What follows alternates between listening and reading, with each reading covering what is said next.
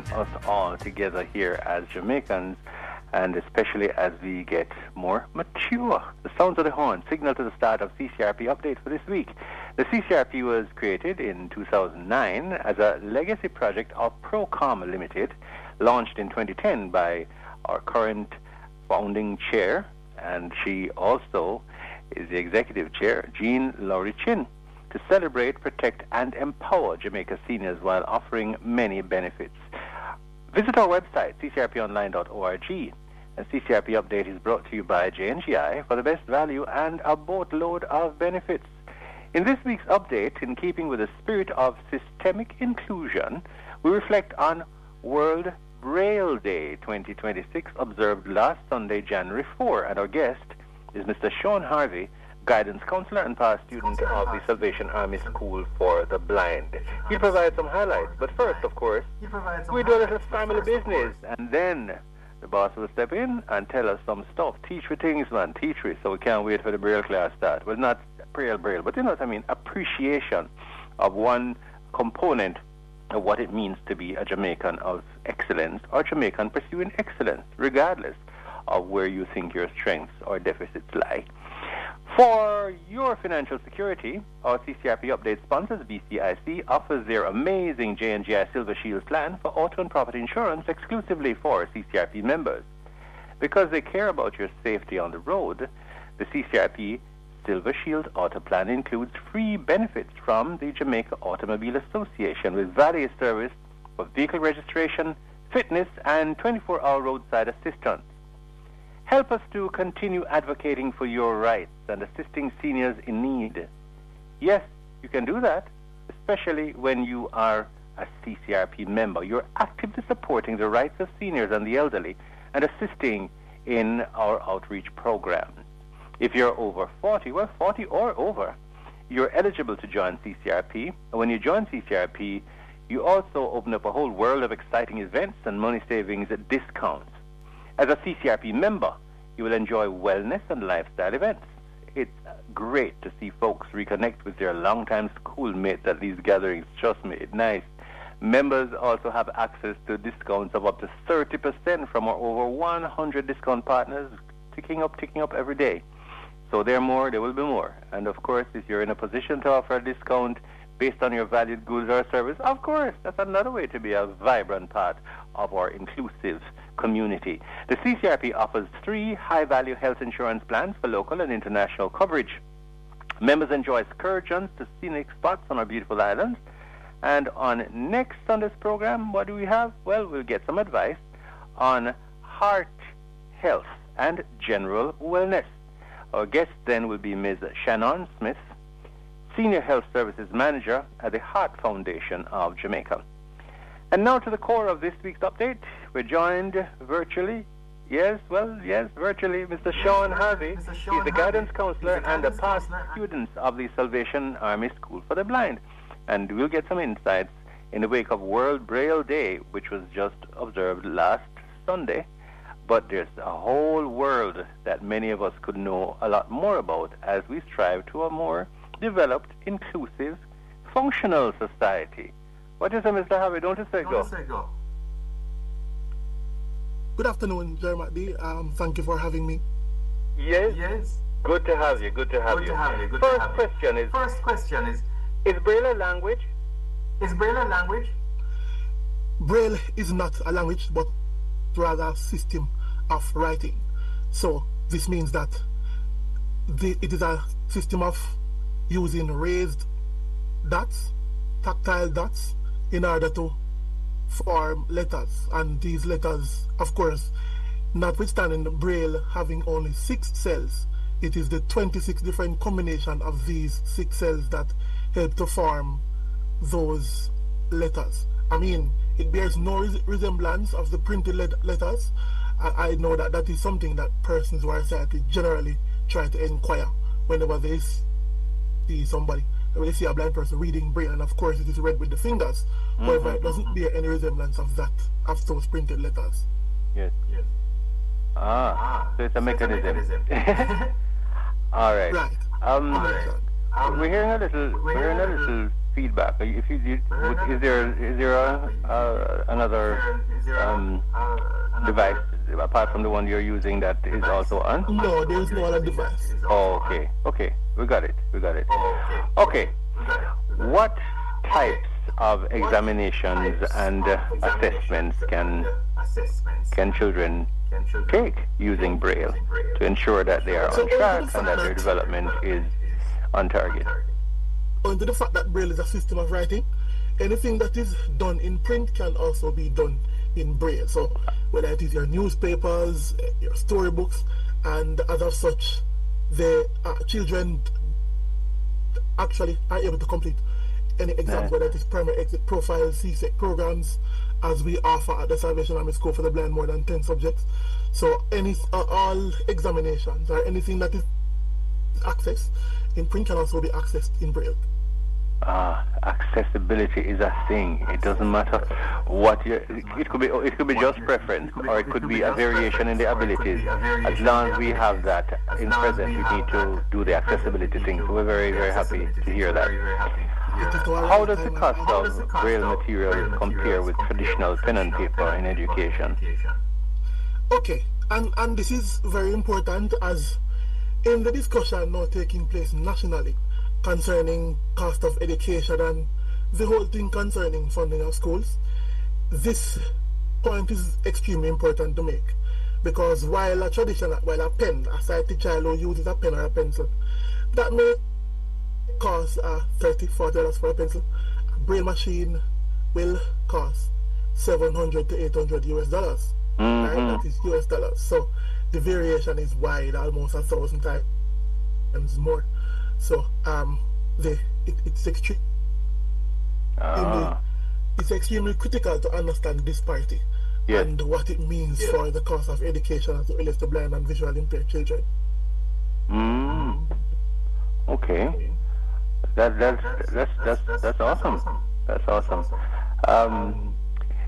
What are some of the questions that you often get in terms of maybe a parent, a relative, or so on who might be a little quizzical about how it works? I mean, hopefully somebody from that tribe is listening today and can get a little more info. So just the reassurance that it's really a parallel method of enabling somebody who is able in every other way, except that is not their preferred or more optimal way of getting information.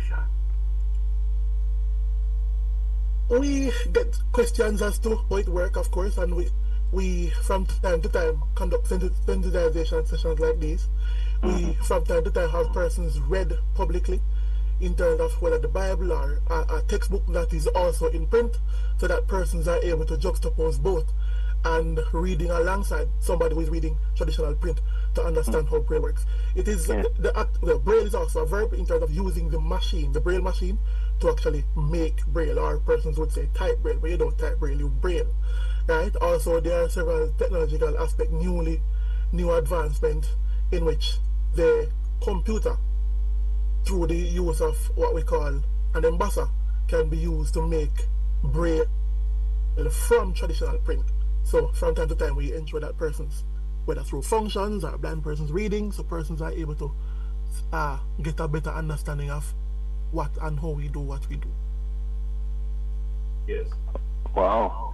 That it's always good. That's why conversations are so good, because sometimes you hear individuals talking stuff just out of their own feelings, and that's fine, because when they do, we get to understand what we don't understand, and we can set them straight. Another question. We enjoy the inquisitive mind, because an open mind actually assists with our public education campaign. Definitely.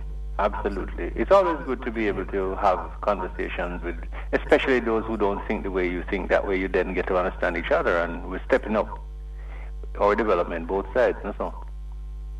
Right. Braille literacy, how does that contribute to reading comprehension and academic achievement for blind children?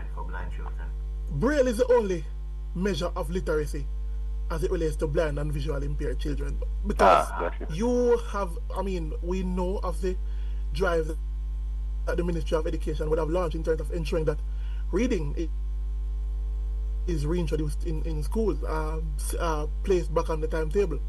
So you determine whether or not a child is literate if he or she is able to read print. It is the same thing for the blind or visually impaired child. It's the only source of literacy, right? So if you are unable to read Braille, that means, of course, we have work to do as it relates to classifying you as being literate. Got you. And then we get to the area that tends to be a little challenging in many parts of the world. And they've been doing all kind of overhauls about the instructions in math and numeracy. That has been a tough one in the last couple of decades for everybody. Every society is having some kind of challenge with that from time to time. How does Braille take the edge of that and play its role in the numeracy side just as it does in the literacy side? Because of the need to be able to manipulate figures, having the figures underneath your fingers to be able to move them around, and understanding the layout of whatever problem the whatever problem you are being given to solve. Having the ability to actually write the mathematics in Braille, setting out your figures, being able to carry and just the whole ability to actually manipulate the numbers, that is better done in Braille, because notwithstanding the presence of new technology, which is predominantly about around screen reading, but that the situation in which it is read for you, but having Braille, you are able to Braille yourself, you are able to feel the numbers and move the numbers around, so to speak. Wow.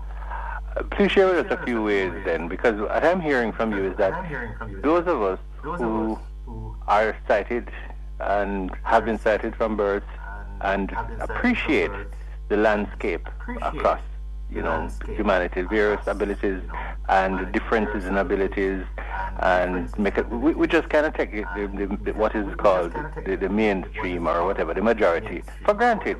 But with every single thing, there are things we can learn. If somebody is not like us in any way, shape, or form, in a skill, ability, attitude, anything, it means we can learn something from them.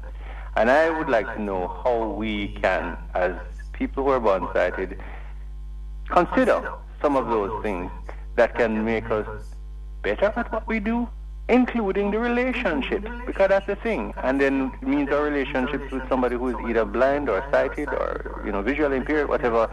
All of that must be able to help us to gel a little more and to be better individually and collectively. Or am I looking too far? No, you're correct. But the first main thing is to, one, ask the questions and don't assume.